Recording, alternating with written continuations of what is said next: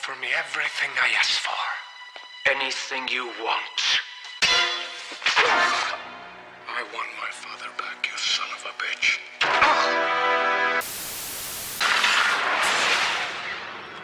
You would have done the same. To save the ones you love. Yes, I would. And I have. The auditori are not dead! I'm still here! Me! Ezio! Ezio Auditore!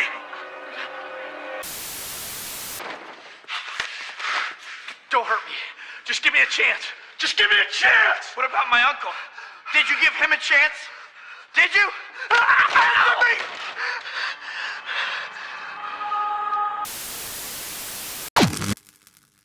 Let's talk about revenge. Depending on your stance or the media you've consumed, revenge is usually portrayed in one of two ways.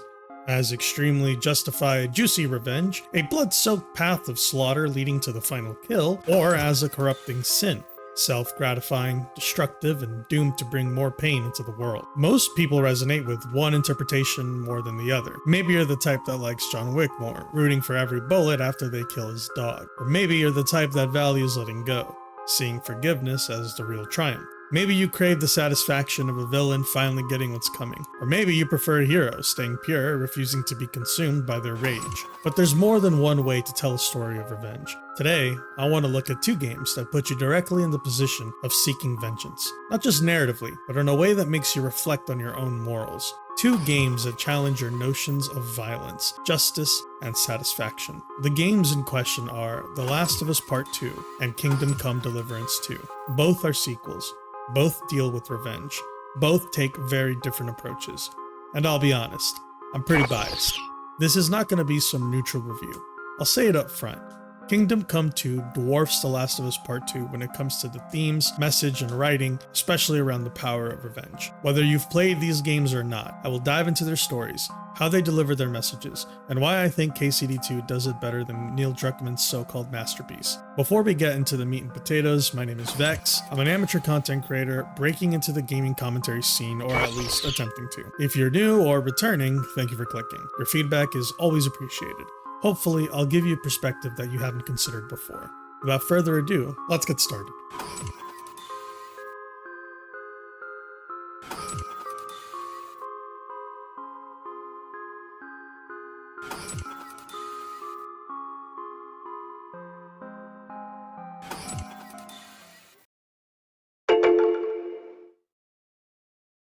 It feels important to begin by asking why stories of revenge, whether they're real or fictional, are so captivating across cultures and history. The reasons vary depending on the person and the story, but they all share one core idea: striking back at someone who has wronged you. Revenge is rooted in the lasting damage caused by betrayal or cruelty, the kind that lingers and festers over time. And while fictional portrayals may seem exaggerated, prompting thoughts like, who would really hold on to such a deadly grudge for so long? History gives us plenty of real examples. You may even have your own story of revenge, however small it is. Revenge doesn't always mean blood. It can be about getting even, damaging a reputation, or indulging in something petty that only satisfies you. But for this video, since both games I'll be discussing share similar themes, the focus is on revenge that ends in blood and murder. The key question is, why is it so satisfying to watch someone pursue bloody vengeance? Why do we root for them to reach that end, no matter the cost? The answer lies in the fantasy of control. Great revenge stories tap into the idea of taking matters into your own hands, of finally having the power and determination to enact your own justice. Life, after all, is deeply unjust. You or someone you know may have suffered greatly at another's hands, with no real justice ever served. The wrongdoer just walks free. You move on. Because life isn't a movie. People hurt you, and the world expects you to endure. The only comfort left is a vague hope that karma will eventually catch up, but it often doesn't. Terrible people get away with monstrous acts. This is why watching a protagonist carry out revenge can feel very empowering. We project ourselves onto their journey, living out the fantasy of balance restored. Their victories feel like our victories, their justice like our justice. Both Kingdom Come Deliverance and The Last of Us Part 2 are driven by the same core idea: righting a wrong, answering pain with vengeance. In the chapters ahead, I'll explore the story of each game, the role revenge plays in them, and the broader themes each one conveys. By the end, you may see why I believe The Last of Us Part 2 pales in comparison to Kingdom Come Deliverance 2.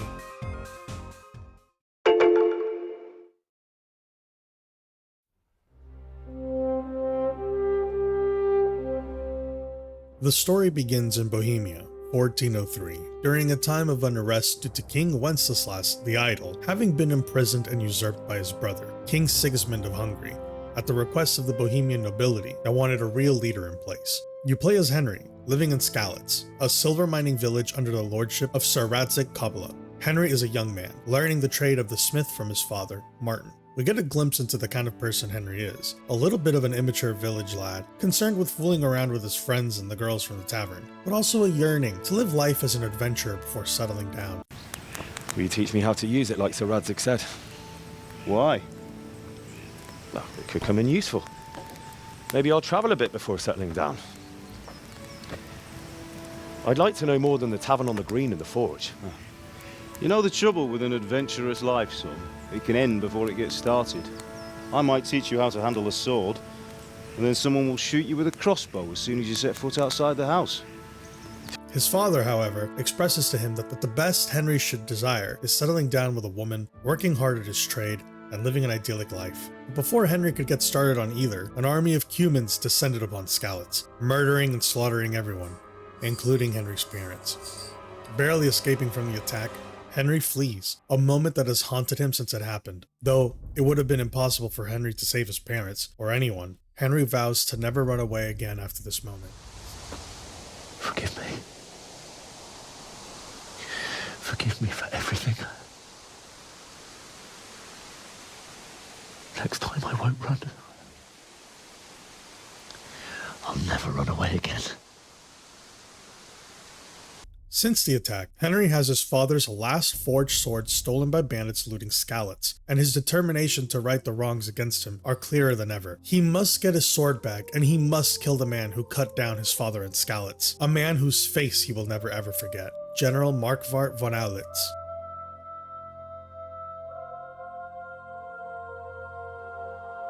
After a series of quests and developing himself as a literate, capable knight under the command of the Lords of Lipa, Henry discovers another foe in the region, István Toth, a Hungarian nobleman leading the bandits in their land to cause further disruption, as it is his job appointed to him by Sigismund. István, while being a deceptive, cunning, and very cutthroat enemy, is shown to be in possession of Henry's father's sword. Henry, vowing to kill him and get his sword back, engages in a back-and-forth struggle against István's plans until it leads to István's capture of an allied city, Talmberg, as well as the hostage-taking of Sir Radzig and the lady of the castle. Though Henry wanted him dead, noblemen's negotiations won out and Toth was promised safe passage out of the castle in exchange for the prisoners. From here on out, Henry is tasked with accompanying Lord Hans Capon to the Trotsky region to seek out Otto von Berghoff to discuss a truce with the League of Lords and reopen talks in regards to who they support for the crown, hoping to change their minds. As he ventures forth, there are two important quests left to do. Get your sword back from István Toth and kill Markwart von Aulitz. Despite the quest to get your father's sword back and kill Markwart being permanently in your quest journal, by the end of the game, even in the epilogue, you never accomplish either of these goals. It's important to discuss just how much the events of this game impacted Henry, especially the slaughtering of his village and the murder of his parents. Throughout the game, Henry experiences nightmares of being unable to save his parents and the face of Markwart von Aulitz haunting his dreams. As a player, depending on your connection to the story and Henry, you too might feel like this is a goal you want to accomplish, but the game makes it a point of putting it way beyond your reach. How does Henry, a noble bastard, puttering around Bohemia, find István Toth and Markwart, general of King Sigismund's army? How can he even hope to get close enough to reach them? These quests are not left here just to tease the sequel. They are left here to remind you, the player, and Henry, that there is no closure to his trauma and his pain. These quests are forever marked, because there is no moving on until they are crossed out. Though it isn't what the man who raised him wanted from him, Henry cannot rest until he gets his father's sword back and kills Toth and Markwart with it. I think this setup lends incredibly well to the sequel and the overarching message of revenge and the drive behind the character to seek it out. Due to this, Kingdom Come Deliverance has a strong leg up against The Last of Us in regards to this type of storyline.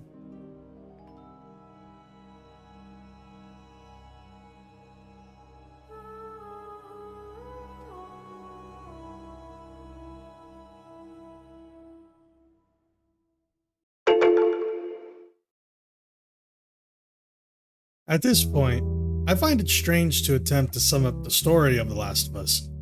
The game released in 2013, so it has been out for about 11 years and has had multiple releases since The Last of Us on the PS3 in 2013, The Last of Us Remastered on the PS4 in 2014, just a year later, The Last of Us Part 1 on the PS5, a remake 8 years later, and last but not least, The Last of Us Season 1 on HBO, a year after that. With 11 years of different editions and a TV show, plus being one of the most popular and critically acclaimed games in the world, I am more than willing to bet that if you clicked on this video, you are far more familiar with The Last of Us than you are with Kingdom Come Deliverance, which was a much more niche, difficult to get into title released by Warhorse in 2018. So I don't feel the need to go through and set up the first part, especially because the setup of KCD is required to understand why revenge plays such an impactful role in its sequel. You could argue that the entirety of the first game is more to set up the relationship between Ellie and Joel for the second game to put you into a further level of understanding of Ellie's emotions and her drive to seek vengeance for the killing of Joel. However, due to circumstances behind the creation of The Last of Us, which I'd be happy to get into in a different video, I don't really believe that there was ever a plan to create a sequel that becomes a revenge story. In other words, I don't think there's anything in the first game, apart from the dynamic between Ellie and Joel, that I think is important to understand to get into the second game. The only part that sets up the plot of vengeance in its sequel is the last 30 or so minutes of the game. And just so we're clear, I love the first game. I am a massive fan of the first game. I beat it on grounded mode. I was one of the 0.5% players, at the time at least, on PlayStation 4 that had beat the remastered mode's grounded version. I played that game maybe like 15, 16 times over and over again. For me, it was my game. It was the game of the fucking century. So I'm not hating on the first game. I just want to make that clear before we move forward. While I don't want to recap the entirety of the game, I still want to discuss the ending a bit deeper because it does kind of set one thing up in particular. The one thing people have been debating for years. Did Joel do the right thing? It's interesting because the question isn't, did you do the right thing? Because in The Last of Us, whatever your opinion might be on whether you want Ellie to live or die, the narrative can only proceed with you murdering the Fireflies, murdering the surgeons, and stealing Ellie away. This choice is Joel's choice, not the player's choice. It must be done to reach the finale of the game. I think that's powerful in its own right, to take this moment from the player, to make them feel powerless, stripped of agency, so Joel can carry out his plan. It's interesting because we play as Ellie right after, who had her agency stripped. The only reason I wish to discuss this now in relation to part 2 is because I plan to wheel back around to this later. Ellie wanted to get to the final destination. Ellie wanted her life to mean something. Ellie, more than likely, would have been willing to sacrifice herself to accomplish the creation of a vaccine. As Ellie puts it herself, due to this immunity, everyone has either died or left me. People in her life that she cared about got infected and turned while she waits for her turn. A turn that will never come. And Ellie herself, to Joel, is angry at the notion of just turning around and going home. That everyone that has died, that everything she's been through, all the trauma and violence and tragedy, to be all for nothing would be a blow to the heart. I'm sorry about your daughter, Joel, but I have lost people too. You have no idea what loss is. Everyone I have cared for has either died or left me. Everyone fucking except for you. So don't tell me that I would be safer with someone else, because the truth is I would just be more scared. We don't have to do this. You know that, right? What's the other option? Go back to Tommy's. Just be done with this whole damn thing. After all we've been through. Everything that I've done.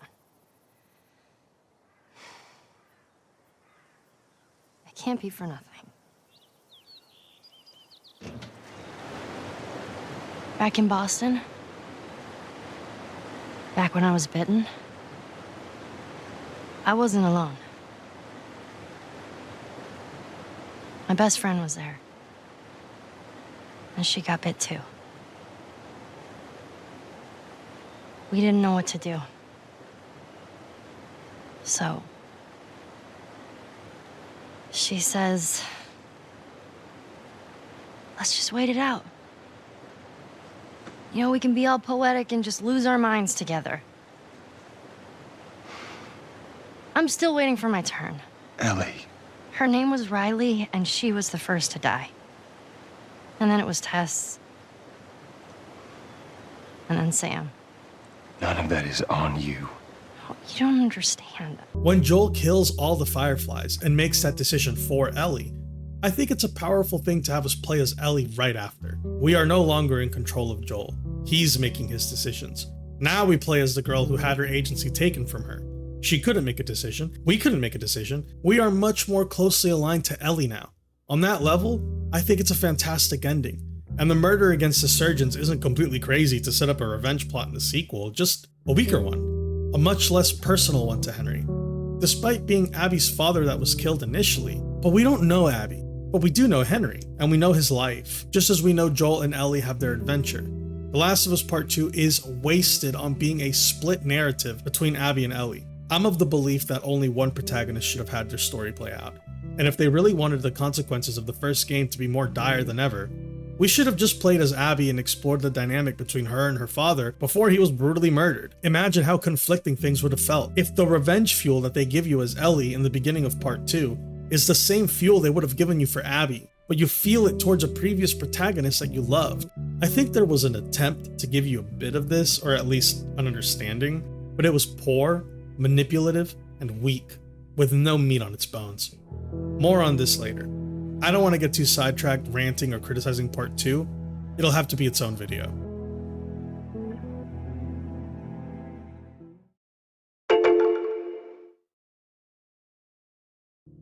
In The Last of Us Part 2, we flash forward about 4 years after the events of the first game.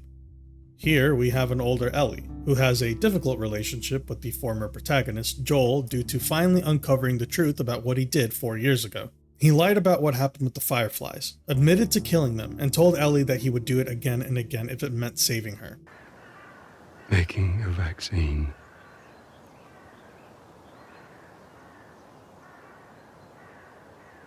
Would have killed you.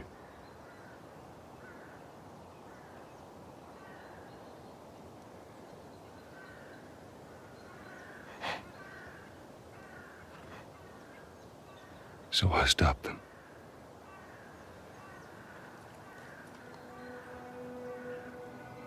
Don't you fucking touch me!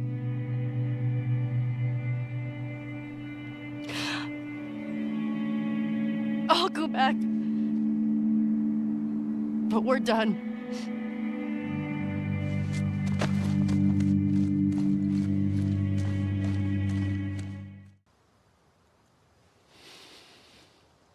You're such an asshole. I'm not trying to. I was supposed to die in that hospital. My life would have fucking mattered. But you took that from me.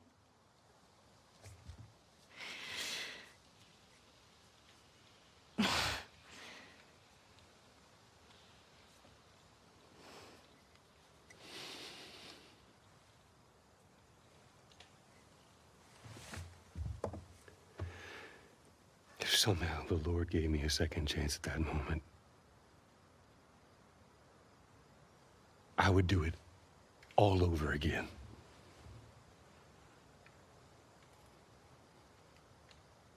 Though we see them in a position where Joel still tries to be a presence in her life, and Ellie wants her distance, we later find out that they had started the process of patching things up, step by step. Maybe things would never be the same, but Ellie reaches out to Joel and shows that she does want to try. Regardless of everything, Joel is still important to her and she does have love for him. Yeah.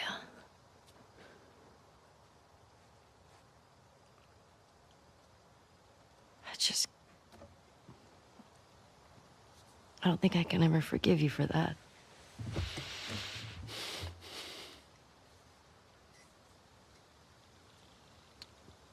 But I would like to try.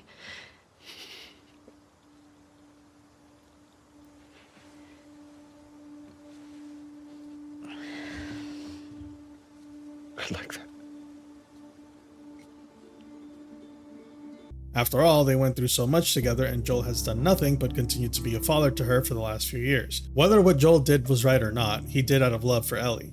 It came from a place of great care, even if it went against Ellie's wishes, even if it meant possibly dooming the world. Unfortunately, this time of peace and fixing old wounds does not last. Joel, Tommy, Ellie, and Dina are sent out on patrols around Jackson. Joel and Tommy separate from Ellie and Dina. During this time, Joel finds a girl running from a massive horde of infected and he saves her. Unbeknownst to Joel, this is Abby, who has traveled all the way from Seattle, Washington to Jackson, Wyoming. She's come a long way with a group of fellow survivors from her faction back home and for one reason only: to find Joel and kill him. As it turns out, one of the surgeons that Joel murdered was Abby's father, since she has sworn vengeance and is finally here to enact her justice onto Joel. Joel and Tommy work together with Abby to save her and escape from the horde. The three of them are led by Abby to a shelter with the other survivors who had come along with Abby's group. Here, a controversial scene takes place, and I feel the need to make a quick note about it. This video is not a direct critique of The Last of Us Part 2's story, but it is a critique on Part 2's failure to capture the cycle of violence, revenge, and discuss how Kingdom Come 2 has a superior story of revenge with similar concepts. While I feel a very particular way about The Last of Us Part 2's story, going into all my criticisms of every scene and writing would be its own video, possibly in the future, or else this video will be far, far too long. If there is enough of a call for it, I'll make a review on The Last of Us Part 2 and its failure as a game later on. For now, back to the video. Joel and Tommy introduce themselves to the survivors. When their names are heard, particularly Joel's, the group of survivors attack. They knock out Tommy, and Abby shoots out Joel's knee. From here, the group takes Joel prisoner, but they didn't plan on keeping him as one for very long. Worried about their safety and disappearance, Ellie ventures to find Joel and Tommy. Following their trail, she arrives to the same hideout where Abby's group is hiding. Entering inside, Ellie attempts to sneak through to find and rescue Joel, but is caught by Abby's group. From this moment on, she is forced to watch a visceral and brutal execution of Joel, her father figure, clubbed with a golf club by Abby repeatedly until his head turns to mush. All Ellie can do is cry and scream and curse the attackers. Despite how I feel about the game, Ashley Johnson's performance here is absolutely chilling, and her talents as a voice actress really shine through. You're gonna fucking die! What's going on? Let him go! Who is that? Let him She go! snuck in. Why aren't you posted up outside? Joel, get up. Joel, fucking get up! Please stop! Please don't shoot! Joel, please get up! No!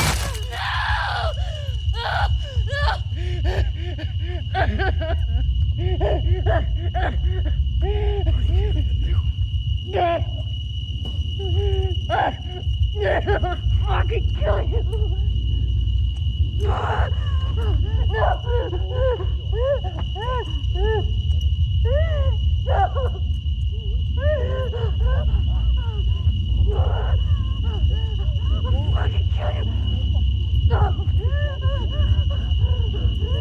Even in a game as shoddily written as Part 2. This scene is what truly makes the game. This is the scene of The Last of Us Part 2. The performance, the imagery, and the way it fuels both Ellie and the player with rage to get them ready for their quest to kill Abby and all the people in the room does a great job. The group does not kill Ellie. Abby grants her mercy and they let her go. After this, Ellie presumably takes Joel's body back to Jackson.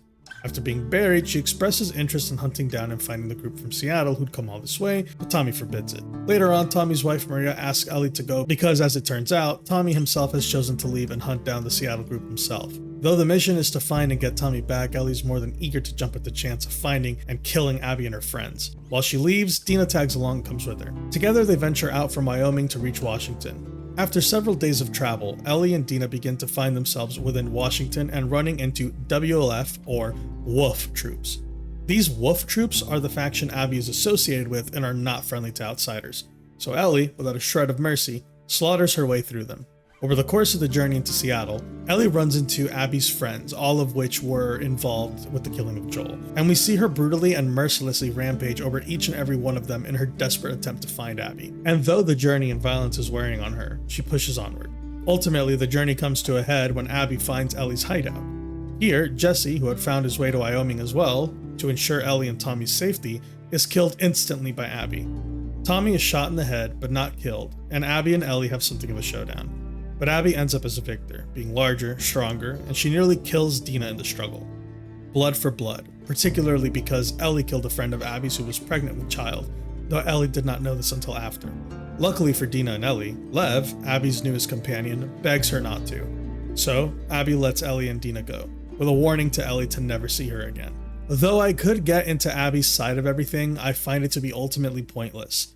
Her route does not really set up her desire for revenge, minus the first part of playing as her in a flashback 4 years ago when she found her father killed by Joel. The only thing Abby's route really shows as aside from that is that she has been in Washington slowly losing people one by one, while they also question her and judge her for taking them all along to get revenge on a random guy across the states that ultimately might have come back to bite them in the ass. Oh yeah, and drama due to being in some kind of weird three-way love triangle between herself, her former lover Owen, and the pregnant lady Mel that got a free abortion thanks to Ellie's knife. It's increasingly difficult not to dive into the story of part 2 and express opinions, so I probably will make that video later on just for catharticism. I will only give a very quick rundown of Abby's storyline leading up to this moment to provide context. Abby and the Wolf are in a struggle against a group of cultists that call themselves Seraphites, or as the Wolf call them, Scars. Abby and friends are directly hostile to Seraphites. Abby runs into 2 fleeing Seraphites, Lev and Yara, one a young woman, the other a small child, who despite being Seraphites themselves, are also on the run from them. Yara and Lev are siblings. Yara has run away to look after Lev, and Lev has run away because the Seraphites, which are a religious cult, not only forbid the existence of Lev for being transgender, but also desire to marry Lev off to one of their older cult members, despite Lev only being 13 years old. Abby, taking pity, has decided to help them. As these events play out, however, Lev and Abby end up being the only survivors of Abby's group and are on the run from both Seraphites and the Wolf for Abby being a turncoat. After nearly killing Ellie and Dina, Lev and Abby presumably flee Seattle just as Ellie and Dina do. After this, we flash forward yet again. We see that now, Dina has given birth to Jesse's son, as they were an item before Ellie, and Ellie and Dina are living on a farm in Jackson as a family. We also see that the events we have played out has given Ellie terrible trauma and PTSD that she's having a hard time recovering from.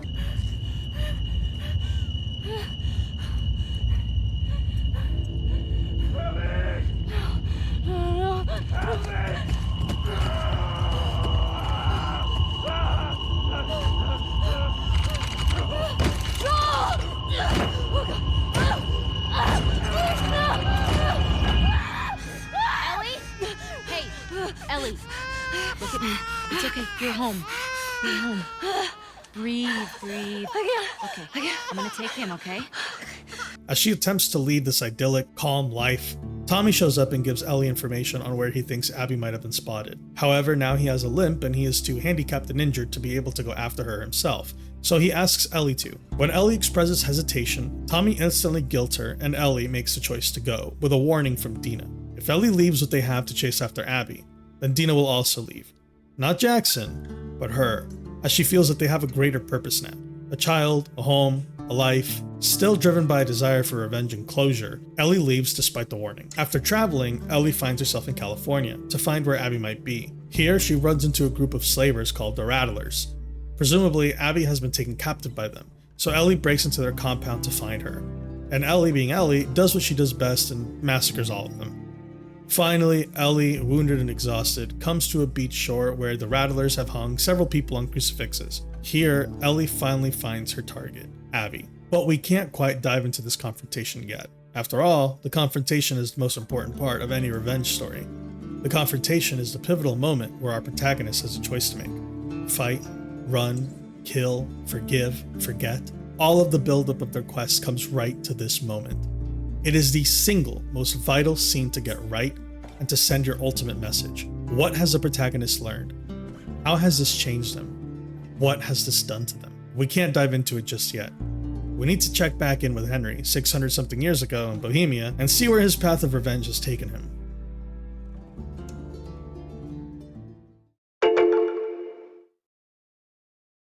Kingdom Come 2 picks up right where Kingdom Come 1 ends. Henry, as part of a company of messengers alongside Sir Lord Hans Capon, on their way to the Trotsky region to speak with Lord Otto von Berghoff at his castle, Troskowitz, to discuss a treaty and revisit the League of Lords' choice of support for the Crown of Bohemia. Here, Henry has been appointed Lord Capon's escort and bodyguard through the region. As they reach the Trotsky region, they are met with Captain Thomas and his band of Troskowitz soldiers. Captain Thomas explains that there is a large band of bandits in the region causing trouble, so not only are they suspicious of Capon and Henry's party, but after they identify as being messengers of the Lords of Lipa. Captain Thomas reasons that they must be on opposing sides due to the Lords of Lipa favoring Wenceslas and the League of Lords favoring Sigismund. Henry steps in to quell the tension growing and explains the situation. We're not enemies. We're carrying a message with the aim of putting a stop to the hostilities. And who are you? Henry. I'm Lord Capon's advisor and scribe, and now an envoy as well. From Skalitz, you say? The one that King Sigismund's Cuman forces plundered? And slaughtered everyone. Even so, I'm not going to Trotsky as an enemy, but as a peace envoy. We want to resolve conflicts, not to stir up more. Once more, I assure you we have no evil intentions. You can escort us to Trotsky, and everything will be explained there. That we can guarantee. Very well. Understanding, Captain Thomas tells them that they won't reach the castle before sundown and they should find a place to settle for the night, as there is a strict curfew and the gates won't be open until sunrise. Leaving the group to continue hunting after the bandits, Lord Capon instructs his party to make camp by a pond out in the open to relax and rest before tomorrow.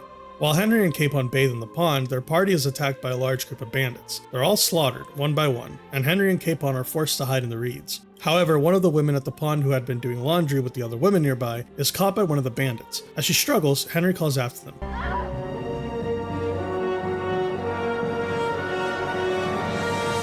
Hey! What the fuck are you doing? Hey!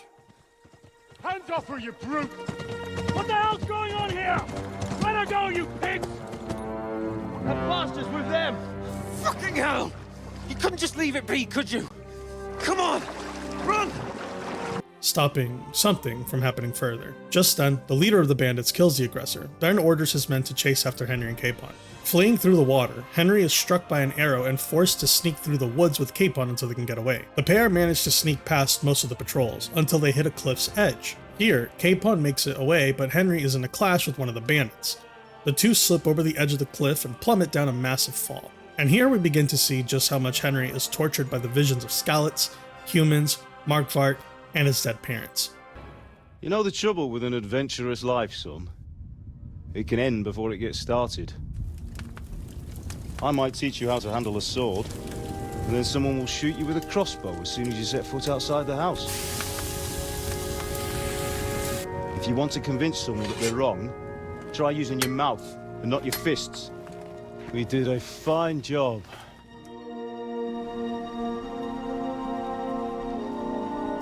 Injured and on death's door, Lord Capon finds and helps Henry to his feet. As the two trudge onward, we're treated to more visions and hallucinations of a nearly dead delirious Henry, seeing his burning village, his dead lover, and his parents' bodies, as well as visions of riders and human soldiers coming to kill them. That'll have to do for now.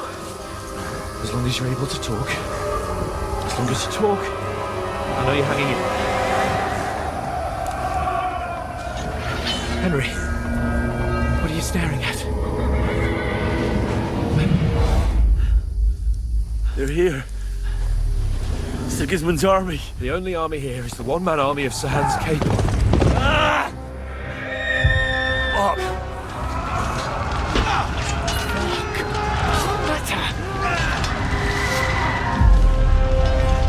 Skalitz is in flames. We're gonna die here. You survive Skalitz, and you'll survive this. Come on! Bianca. Come on! Father? Listen to me, Al. Listen carefully. Take the sword, go into the house, and grab anything else important from the truck. Go to the castle. Hurry. What about you? Are you mad? Mother is in the village. I'll fetch her and we'll follow right behind. I'll go with you. No. You do what Come I on. say right now. Give the sword to someone. For Christ's sake! Can't run away. Henry, pull yourself together. Kill them. Please. There's nobody here. You're just imagining things. Run. No. Don't give in to it. Hang in there.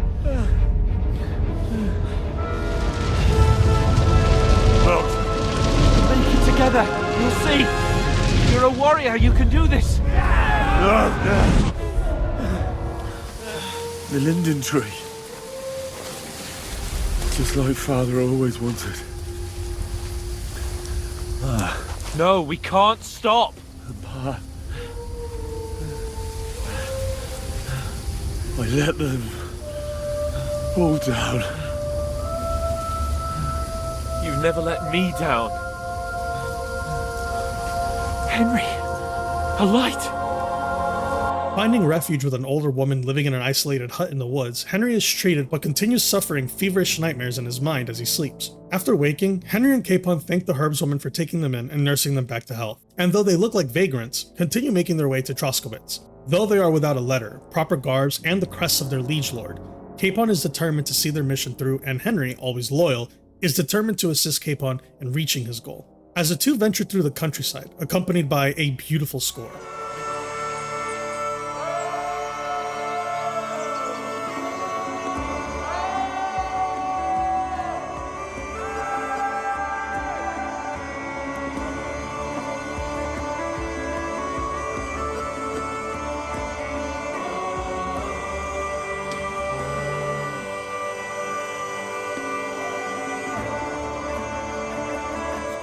They reach Troskowitz.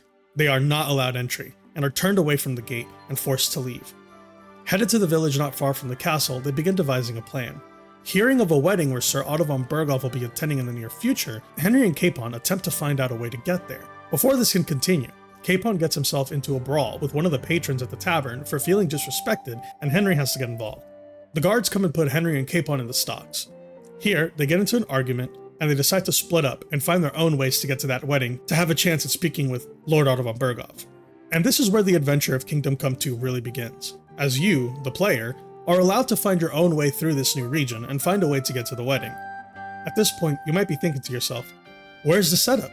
This doesn't completely sound like a story of revenge, minus some nightmares about it. Well, unlike The Last of Us Part 2, Kingdom Come 1 was the setup for Henry's revenge arc. Kingdom Come 2 is just the execution. Whereas The Last of Us Part 2's beginning is the setup and at least portions of the game are the execution. And Henry, much like Ellie, has multiple confrontations with the people on his list or the people getting in the way of his list. I think it's important to highlight the people that they confront on their way to the top. Henry confronts the bandit leader who killed Capon's men at Rocktower Pond, Ish van Toth, the Dry Devil Sir Hinnek, Eric, Brabant, Sir Markvart van Aulitz. Ellie confronts Jordan, Nora, Mel, Owen, and Abby. Each person in this list is a pivotal moment in the story that shapes the protagonist into either doubting their actions or feeling further enabled by them. Instead of going point by point into the story of Kingdom Come 2 as we go along the list of targets, we'll skip to the targets and their confrontations and how they impact Henry as a character, and we'll be doing the same for Ellie. Since we spent time with Henry recapping the story leading up to his continued path of vengeance, we'll go back to Ellie now in Seattle.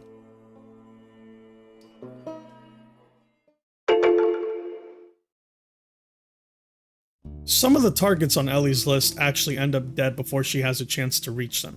The first living target that Ellie reaches is Jordan. While first properly entering Seattle, Ellie and Dina are ambushed by some WLF soldiers.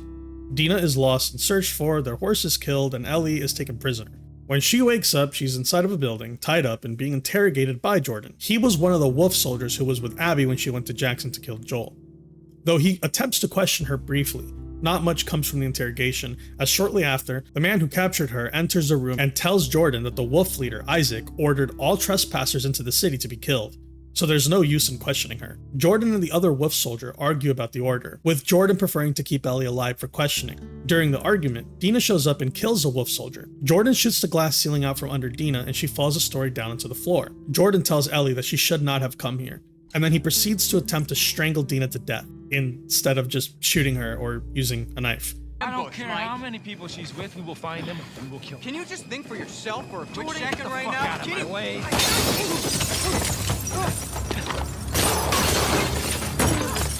Dina!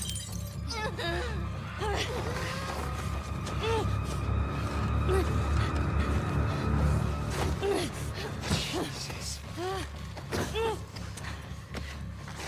Come here.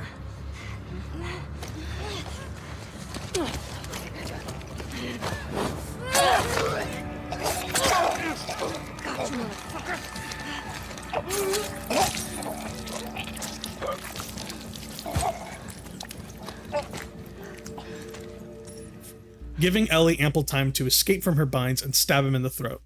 He dies, unceremoniously, and is one of the many deaths at the hands of Ellie's quest for vengeance. However, it's incredibly easy to justify this death with self-defense.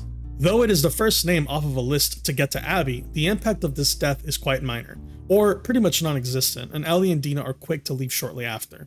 So far, this is in line with the rest of the game, as you will be brutally murdering and mowing down several hundred if not thousand people depending on your kind of playthrough, with not a lot of it having major consequences. Nora. This confrontation is the first impactful confrontation of the game. This is a moment that's going to be quite impactful for Ellie. She chases down and beats Nora to death with a metal bar in an effort to interrogate her on Abby's whereabouts. We later see that this specific moment is causing a disruption in Ellie's character. However, for me it still feels weak. Before and after Nora's death and interrogation, we pretty much continue our murderous slaughter of many people that don't get their own little trauma moments. I'd argue that there were more brutal deaths, not part of the cinematics, that I'd be shocked Ellie wasn't vomiting at. Still, the game shows us that this moment is the one that stuck Ellie pretty hard and has to be consoled by Dina, facing the gravity of just what she's doing during her downtime. You remember me. What do you want? Abby was here earlier. Where'd she go? I don't know. You shoot me. The sound will have every soldier come running. You'll still be dead. Tell me where she went and I'll think about letting you go. We could have killed you. Maybe you should have.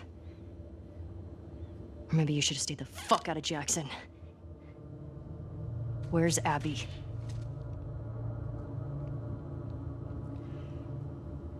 You still hear his screams? What? I hear them every night. Yeah. Yeah, that little bitch got what he deserved. You fucking...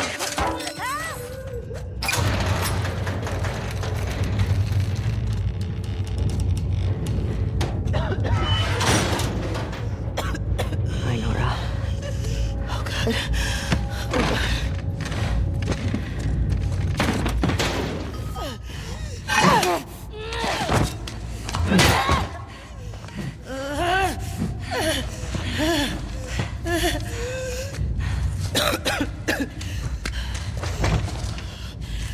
Where's Abby? Your breathing spores.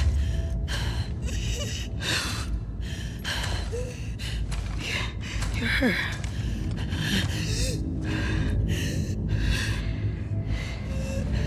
Where's Abby? I'm fucking dead anyway. Why would I tell you anything? Because I can make it quick. Or I can make it so much worse.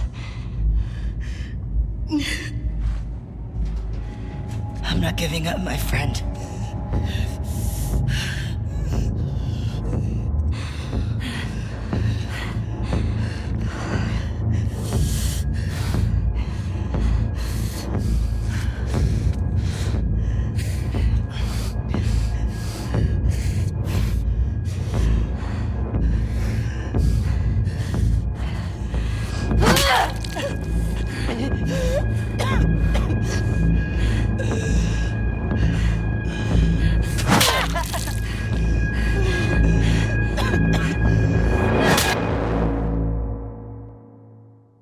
Mel and Owen.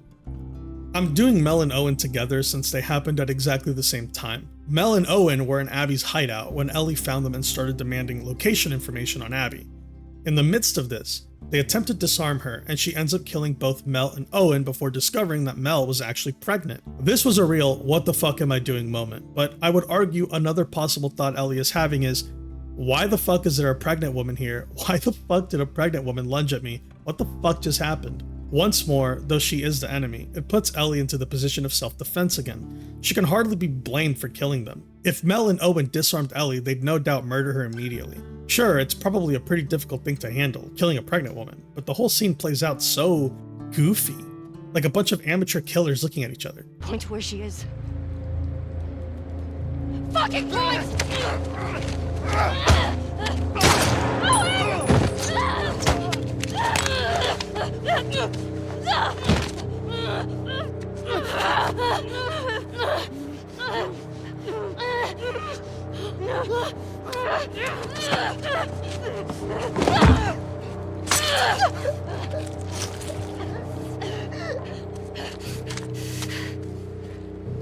Fuck is she?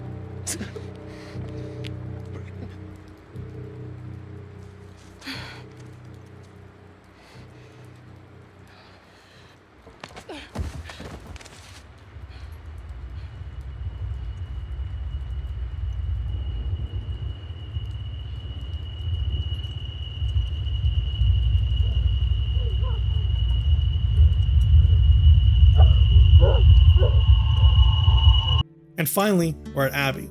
But once again, we'll check in with Henry's list in comparison to Ellie's, and then focus on the final confrontations to compare them and their ultimate impacts.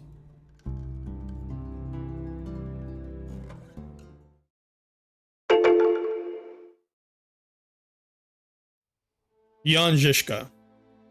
Not everybody on Henry's list dies, but they are important confrontations nonetheless.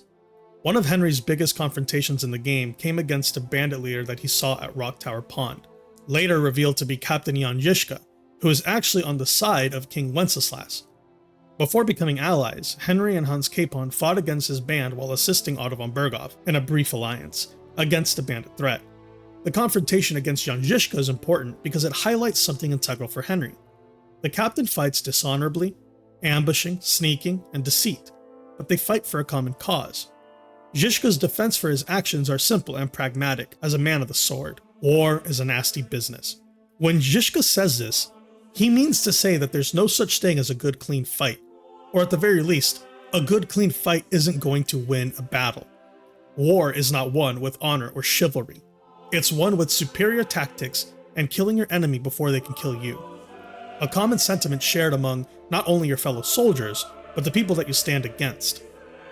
Though Henry fancies himself and his allies heroic for fighting for the cause of King Wenceslas, this is the first time that he is witnessing himself what the reality of war truly looks like, and will begin his doubts about what doing the right thing is, especially in war. You'll have to take him first. My boy, courage is a thing of honor. But what you're proposing isn't courage. It's foolhardiness. We're better to have honor than to sneak up and ambush people from hiding. It works, though. War is a nasty business. And it is better to have your head on your neck and your foe on his knees than the other way around. Sure. I'm actually starting to think this young knight deserves a fair chivalrous duel.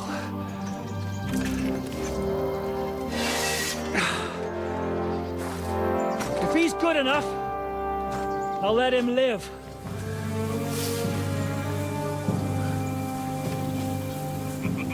So, my boy, let's see what you got.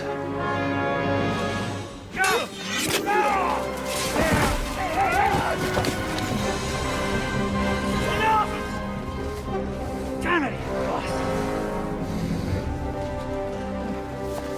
You're good. Istvan Toth. After the battle at Nebakov, Henry, Capon, Žižka, and Godwin are captured by Otto von Berghof's forces. Hans is taken with von Berghof to be held for ransom, while Henry, Godwin, and Žižka are taken with Istvan Toth back to Troskowitz to be interrogated by Toth and his men. After being tortured and broken into giving up answers, Henry and his party are left in the cells. During their captivity, they are rescued by Catherine, Žižka's spy inside of Troskowitz. Though his freedom is close at hand, Henry does not miss the opportunity to find and kill Istvan Toth in the Lord's chamber. Sneaking through the castle, Henry finds Istvan, who does not look surprised to see him there. Istvan comments to Henry about how they both share a similar determination and unstoppable resolve, much to the disgust of Henry, who does not want to be compared to Istvan. But Istvan challenges Henry's thoughts, telling him of course they're the same. They both come from nothing. They both had a vengeance for a particular type after their homes and families were destroyed, and they both fight for a cause they believe in. For Henry, it was Sigismund's Cumans raising Skalitz. For Toth, it was Turks.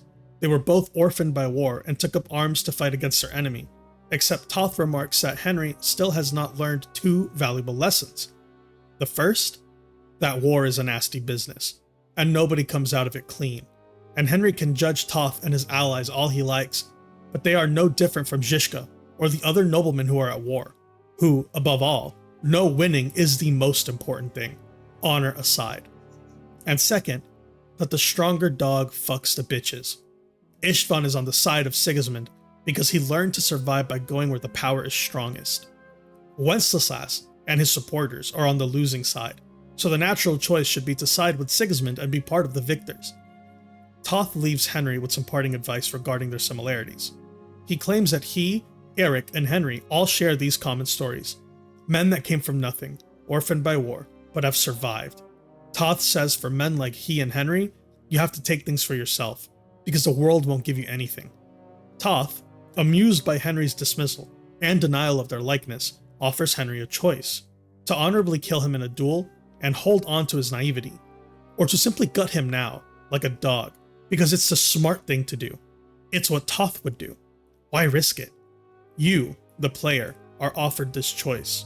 But regardless of the choice you make, Istvan will haunt Henry's dreams from this moment on, taunting him about how he's changing, becoming like him, how he too is just as deadly, how he has proved himself to not have changed anything at all, how he has proved himself to be the stronger dog.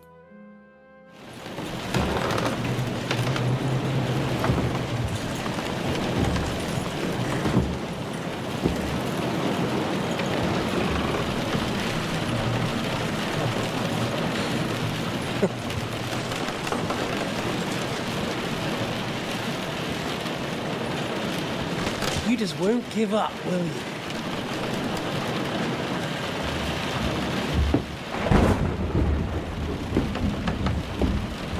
You know, I actually like that about you. It reminds me of someone. I'm not like you. Indeed. Last time you let me go. That's not my style. And it came back to haunt you.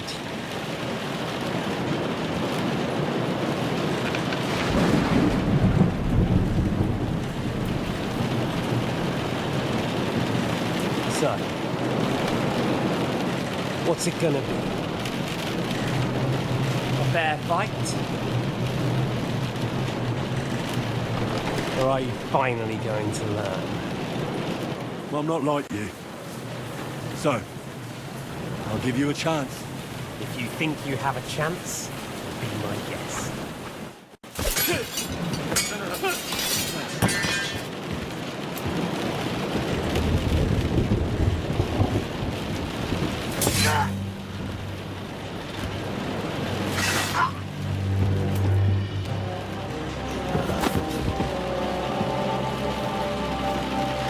In the end, see, I was right. The stronger dog fucks the bitches.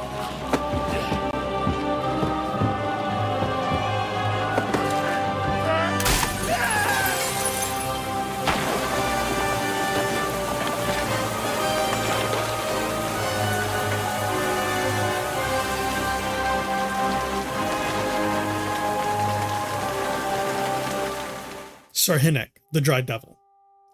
This confrontation is against an ally and also not ending in death, but a pivotal moment for Henry in the storyline of the second game. Henry, the Devil's Band, and all of his allies so far are planning an attack against Malishov, where Otto von Berghoff is stationed with some noble prisoners of war. The plan is simple: attack Malishov in the night, a surprise attack to catch them off guard and take the castle with ease. Then force Sir Otto and use the cannon that they stole from Sigismund's camp to strike a decisive blow against the battlements.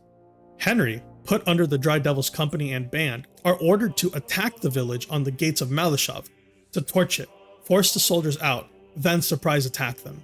With this distraction, taking the outer fortress grounds would be a breeze. However, Henry is struck with a moment of sudden guilt. This moment is going to define how his mission is going to change him.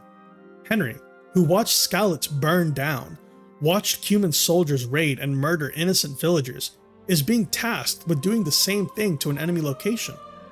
When Henry attempts to speak out against this plan, Dry Devil remarks how naive it is to desire to give the enemy a fair fight when this way is much easier.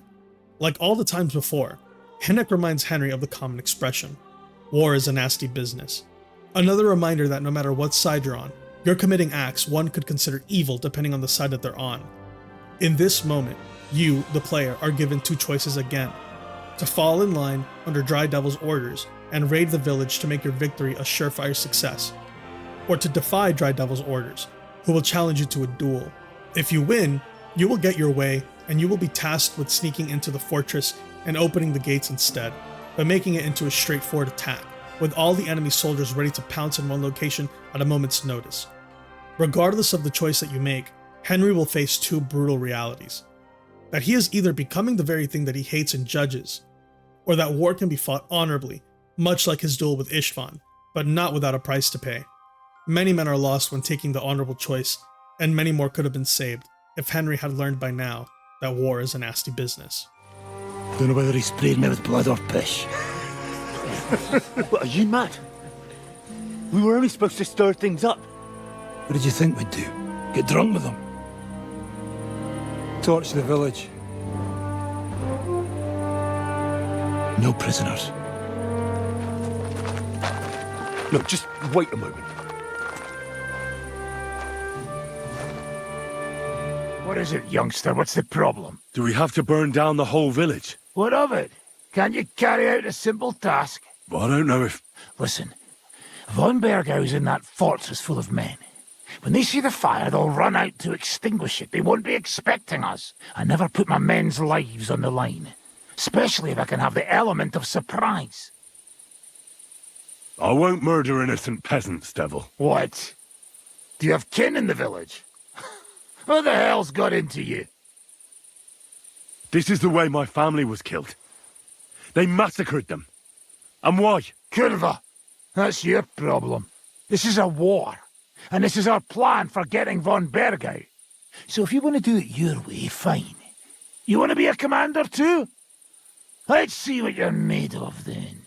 I can't guarantee you'll survive, though. I can't give you any guarantee either. I don't need one. Well, well. The bastard taught the devil to dance. So you won. The stronger dog fucks the bitches.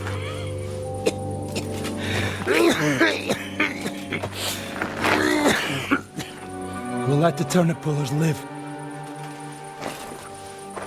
I hope you know what you're doing. Let none of our fine fellows fall instead of the few damn peasants. Because that'll be all your fault. Eric.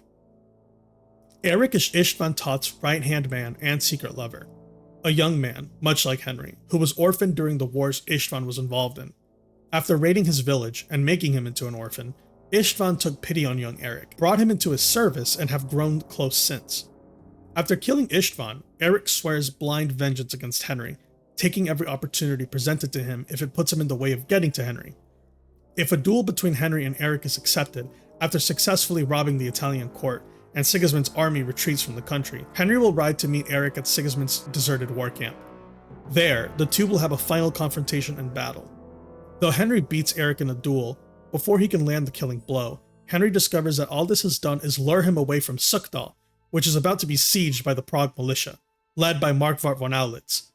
Though this moment is not as important as the others, I believe it goes to show Henry a mirror of his rage and desire for vengeance, and someone who wants it from him just as badly, especially Eric, who is a mirror to Henry, but on the opposite side of the war.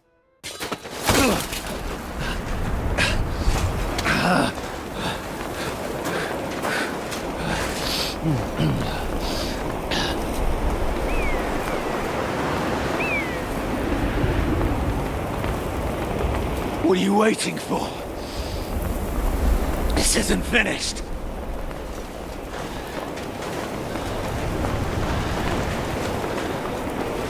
You're just the same as me. Just the same as Istvan. Come on!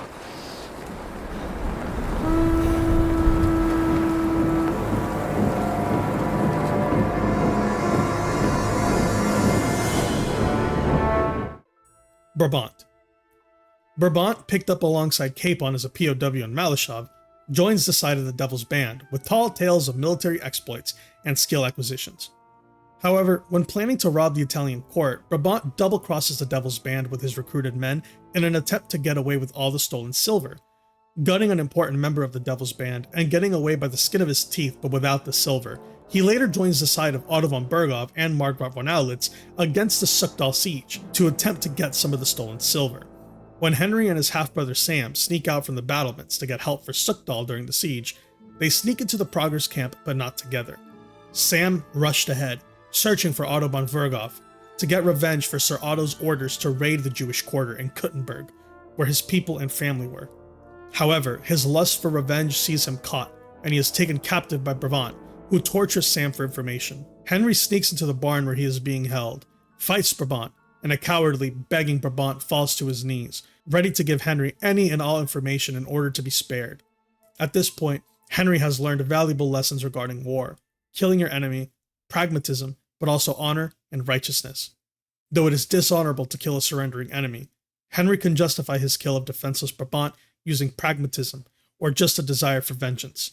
Or, holding on to his honor, Henry can let him go. Regardless of the choice you make, Henry will be further reminded what this kind of war and life takes from a person. I'll tell you when it's enough. We're just getting started. Wait! We can talk about this. Killing me would be a mistake. You're the one that made a mistake when you betrayed us. No, wait! Bon sang, you would regret it. I can help you. The only thing I'd regret is not killing you. Calmez-vous, jeune homme. We can all go back home. You dirty, double-crossing bastard. How the hell did none of us notice this whole time? That is not true. Devil never trusted him, and I had my suspicions as well. But I never told anyone, unfortunately. Oh, come now, mon ami. Did you forget I was helping you the whole time? What? Helping us? I saved your fucking life. I beg to differ. I was not sentenced to death. Only a hostage. You saved me from prison, and I helped you with your plan against Sigismund. But only so you could steal the silver, you fucker! The plan worked! Sigismund is gone! With my help! With your help? With your fucking help! Adder is gone because of your help, you fucking bastard! And you will be done for! I told you, slit that fucker's throat before he poisons your mind. Well then, what is your decision? I'm gonna kill you. But... Shut your mouth! Sir Margvar von Aulitz. And now, we're ready to discuss final confrontations.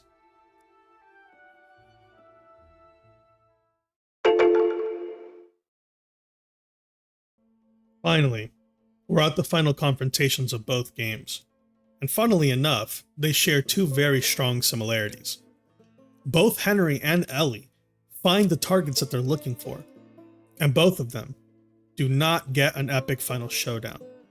For Ellie, she finds Abby tied to a beam, weak, starved, having lost all her muscle mass and looking like a gaunt corpse, while she herself is also weak and injured.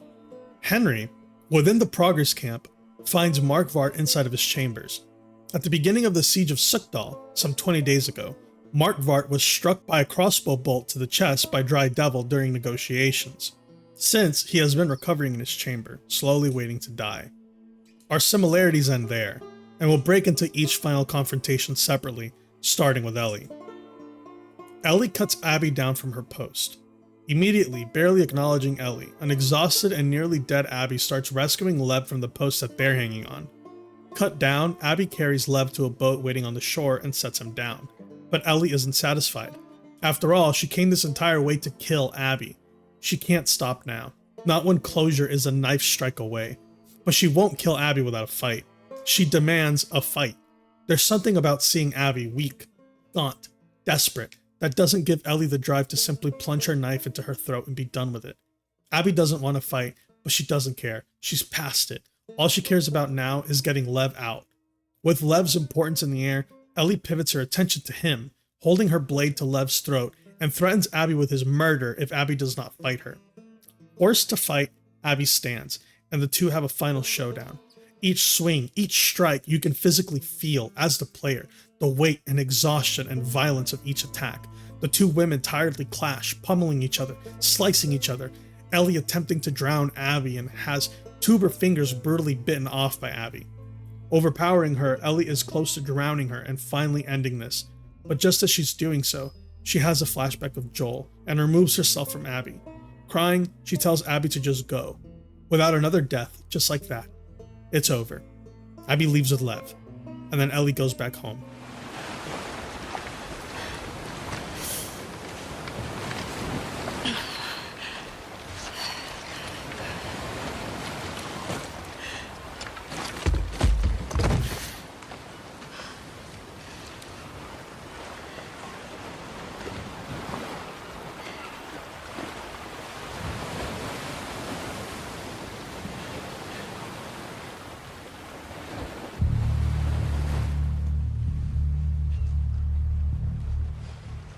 Doing this.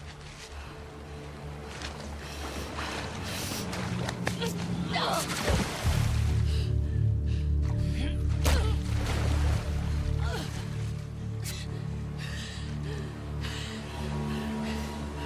No.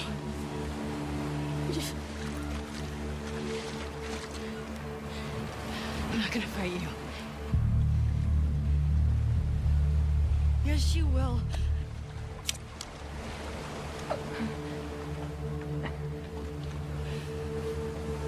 He's not a part of this. You made him a part of this.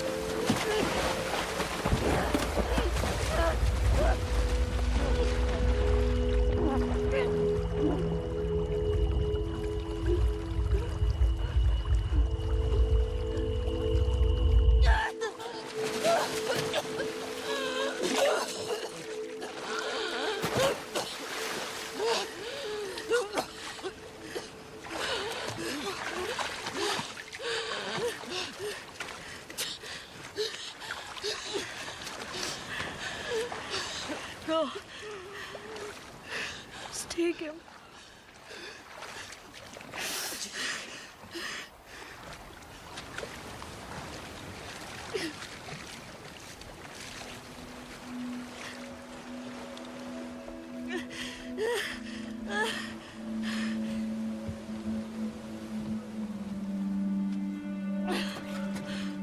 Only to find it empty.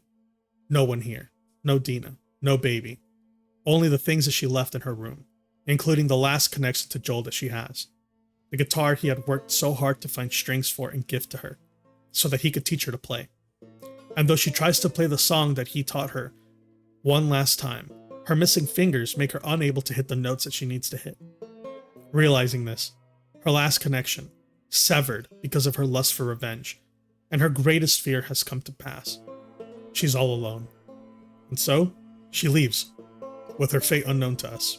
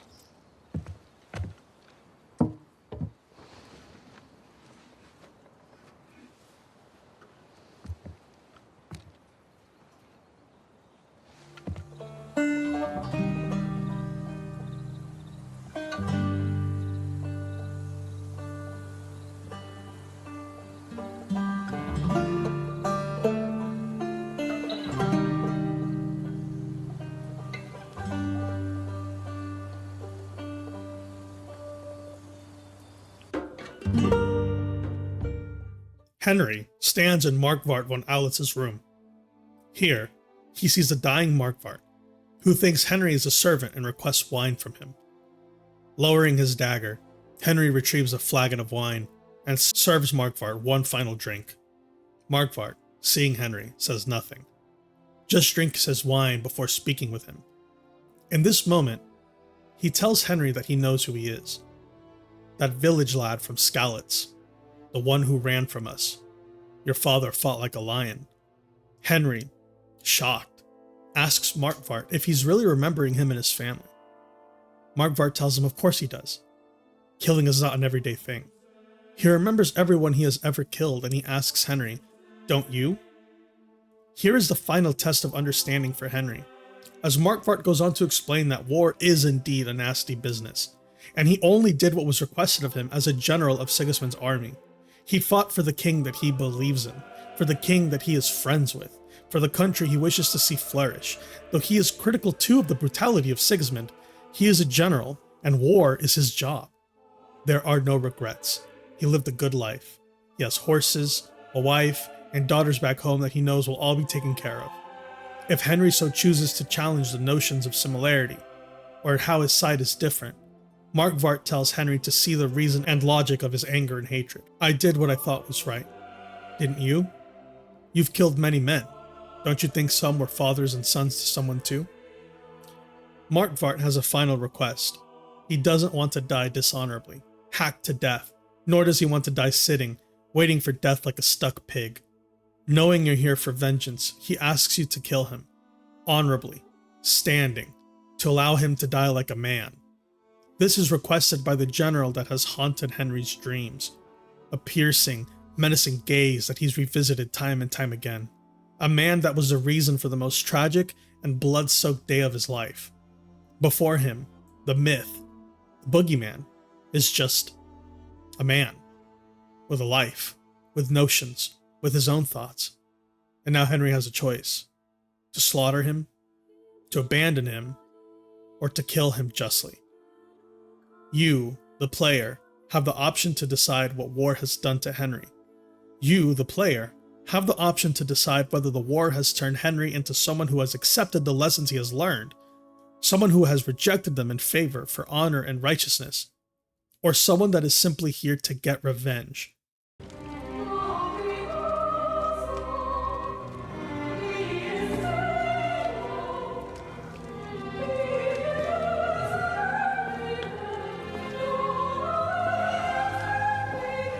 Where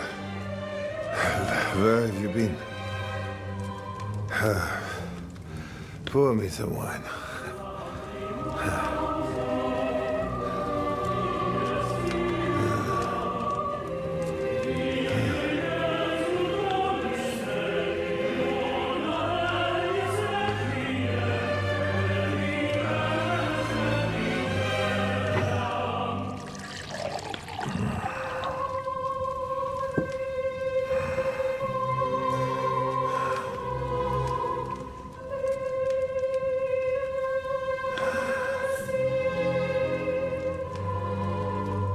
You didn't come here to pour me wine.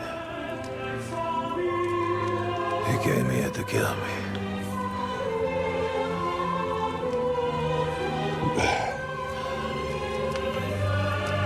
Nice work getting here. Who are you? Henry. From Skalitz. From Skalitz. Ah. Aren't you that boy who ran away from us? So those were my parents.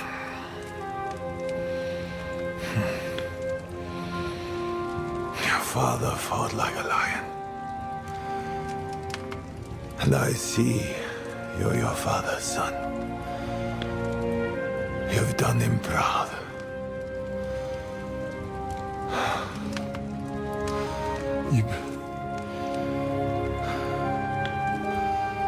You remember them?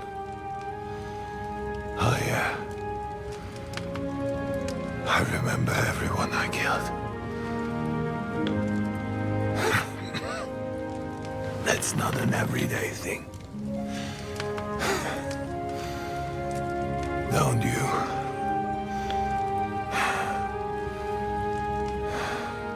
War is a nasty business. I only did what I had to do. Just like Zizka. Like the Dry Devil. Sigismund. Wenceslas. And you. I'm not like you. Or Sigismund. Ah, come now. Sigismund maybe went a bit too far. But all he was trying to do was to bring some order into the mess that idle drunkard Wenceslas made. Bring order? By slaughtering innocent people? And are you sure you didn't kill someone's father or mother?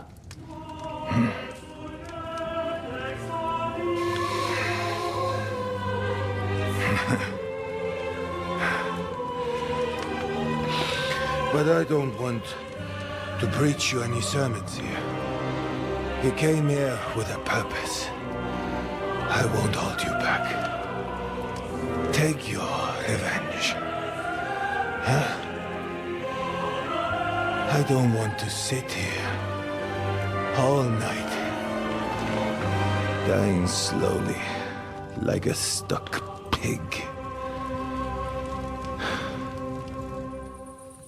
Are you afraid?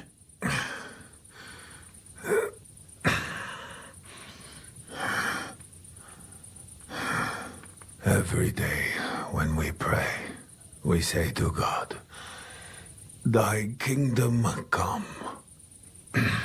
And now I stand at his kingdom's gate at last. You have a family. I have a beautiful wife. 2 daughters. Many good friends. And a few wonderful horses. You know, lad, under all the armor and finery, you will only ever find a man. I am like everyone else. It is just you who sees me as the devil. You're talking about family. But you murdered mine. Yes. And for that I apologize to you. And to God. I fought for what I believed in. You believed you'd restore order by killing people? What do you believe in? Huh? In the king who got us into this? Huh? In a whoremonger? A layabout and a drunk who had his wife torn apart by dogs? But you're right about one thing. Sigismund is not perfect either. Neither brother takes after their father. The days of the beloved Emperor Charles are long gone. So, help me stand. Why are you looking at me like that? I do not want to die in a chair, like some cripple. Let me depart with dignity.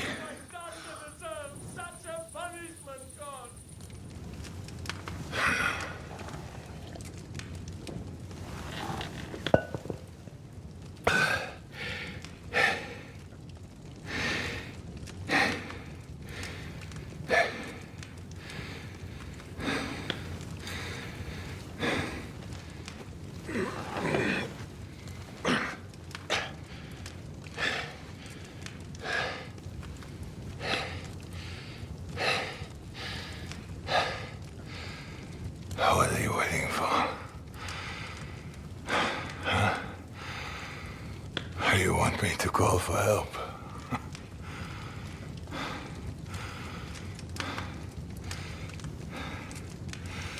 Do it. Under the ribs.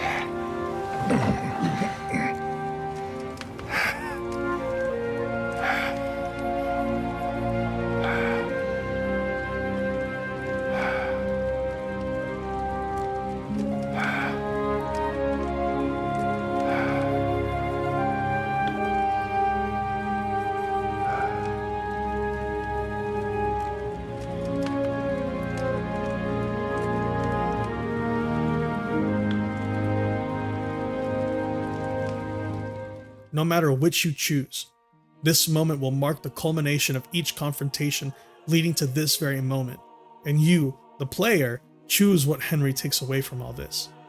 No matter what, you got what you wanted. Istvan Toth is dead.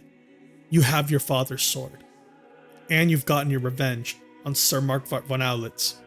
The game ends with Henry bringing back allied forces to help defeat the Proggers and end the Sukdal siege. And two final moments to showcase the path he has gone down.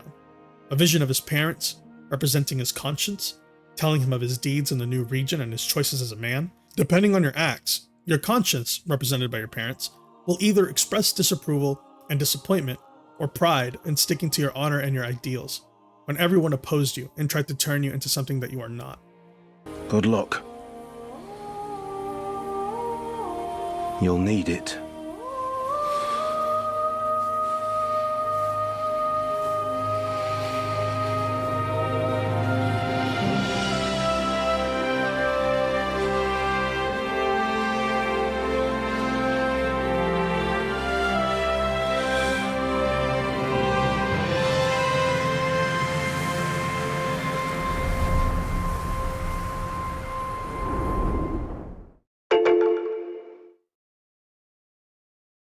Originally, I had written a much longer conclusion, but since I'm already creating a retrospective video on The Last of Us Part 2, I think I'd actually prefer to make my thoughts a little deeper and a little more well written in that video than in this one.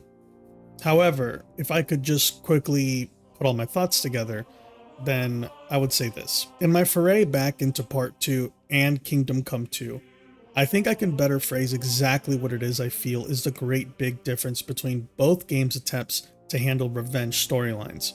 I think that thematically and game-wise, Kingdom Come is the absolute victor. Henry is an extension of the player. We make choices with Henry and the game challenges our decisions and who we want to be, or who we want Henry to be, is the deciding factor in the choices that we make throughout the game. I think The Last of Us is held back by a lot, and you could get away with a 100% narrative-based linear storyline where you don't have choices, such as the first game. But when the game is directly attempting to challenge you on your perspective on the cycle of violence and storyline perspectives, I think it is attempting to make us connect and feel like Ellie, but failing to do so because we, the player, probably don't connect with Ellie all that well. At least, I didn't. Because for the most part, I definitely wanted to kill some of those people, and I definitely didn't have any regrets about it. And because I'm so used to it, you're gonna have to try a bit harder than showing me how Ellie is affected by her trauma to get me to feel bad about the cycle of violence or connect with the other characters in the story. I think they really should have gone all in on making Ellie deplorable, so our lack of choice feels terrible as we watch her get consumed by rage, if they didn't want us to be making any choices. And to be clear, there are a lot of things I do like. I think that her PTSD and her trauma and her revenge scenes are really well done, but just poor in the grand scheme of things. I think as an overall product, The Last of Us Part II fails to really pound in the negative aspects of rage-induced violence. I think it fails to make the player feel responsible or to make the player self-reflect. It's less of a commentary on her actions as a person and more of a showcase on Ellie on what happened to her. Whereas KCD functions in a way that the player and the main character are almost one and the same. When it comes to stories of revenge in video games, I think making the player responsible for their decisions will be far more impactful in the long run. And if you're making a video game, player input should be at the forefront of your mind, not just telling your story. It's a game, after all. As much as I love cinematic games, the ones that truly resonate with us the most are the ones where we feel like we're in the game, not just watching it happen. As I said, I will break deeper into my feelings on The Last of Us in an upcoming video. I'll be able to much better elaborate what exactly it is that I think this game fails on. I wanted to do it here, but this video is already so terribly long, and I had even thought about splitting them up, but I decided that I liked the contrast and comparison video idea. If you're interested in what I have to say about The Last of Us Part 2, then keep a lookout for that. That's all I've really got to say on the matter so far. I hope that my discussion of both games' finales has been interesting, entertaining, or provided you with a perspective you might have not considered in the past. This is my first attempt at writing a proper long essay and putting it into video form, so any and all feedback is appreciated. Whether you're new or a returning viewer, thank you so much for watching the video if you made it this far. If you enjoyed it, please feel free to leave a like, and subscribe if you want similar commentary or essay content in the future. Thank you again, and have a good night.